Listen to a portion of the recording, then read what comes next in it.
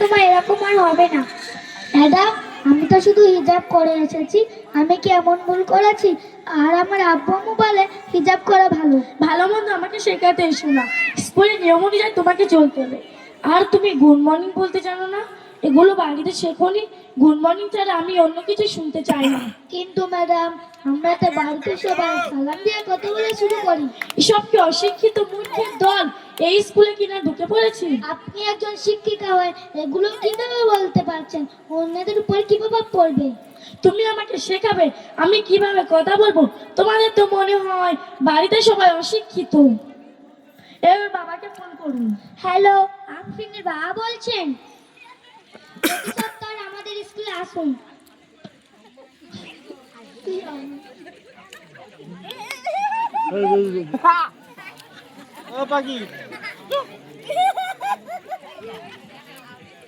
আব্বু, আমি কি হিজাব করে ভুল করেছি? ম্যাডামরা আমাকে বের করে দিচ্ছে। না, তুমি ভুল করনি, তুমি যা করেছো একদম ঠিক করেছো। দেখুন, এটা স্কুল, এটা আপনার বাড়ি নয়। এই স্কুলে আমার মজিবতম চলবে। আপনি মনে হয় নতুন, তাই কার সাথে কিভাবে কথা বলতে হয় আপনার তা জানা নেই। আপনার তো সেই লুঙ্গি পরা চাষ গেল না, আপনি আমাকে শেখাবেন এই স্কুলে আমার মজিবতম চলবে। আর যদি না চলি তাহলে? অন্য স্কুলে ভর্তি করে দাও, টিসি নিয়ে চলে যাই, স্কুলটা দাও। সরি ম্যাম, আমি এই কাজটা করতে পারবো না। আর আপনি জানেন না উনি আমাদের স্কুলের ইনচার্জ। আর আমি আপনাকে এটাই বলতে চাইছিলাম, আপনি তো আমার কথা শুনতে চাইছিলেন না। সরি স্যার, আমাকে ক্ষমা করুন, আমি বুঝতে পারিনি। আর আপনার পোশাক থেকে বোঝা যায়নি। আপনি এই স্কুলের শিক্ষিকা, আপনার তো সুশিক্ষা দেওয়া উচিত, কিন্তু আপনি তাদের মধ্যে জাত ভেদাভেদ নিয়ে পড়ে আছে। হিজাব পড়তে পারবে না মানে?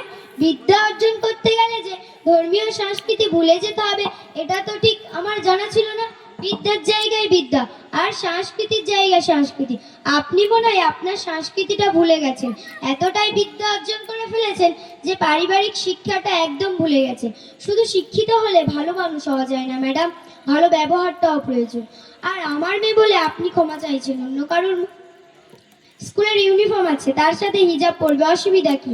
আর আমার মেয়ে বলে আপনি ক্ষমা চাইছেন, অন্য কারোর মেয়ে হলে তো বের করে দিতেন। দেখুন, কেউ হিজাব পরে আসবে, কেউ বা তুলসীর মালা, কেউ তিলক পরে আসবে, সেটা তার ধর্মীয় সংস্কৃতি, এমনটা করবেন না। সরি স্যার, আমাকে ক্ষমা করুন। না, আমার এই স্কুলে আপনার মতো শিক্ষিকা রাখা যাবে না। চলে যান, চলে যান বলছি, চলে যান। চলে যান ম্যাডাম।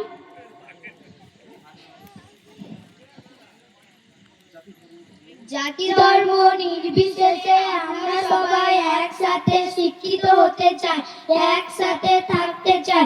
আমার দেশ মহান ভারতবর্ষ জিন্দাবাদ।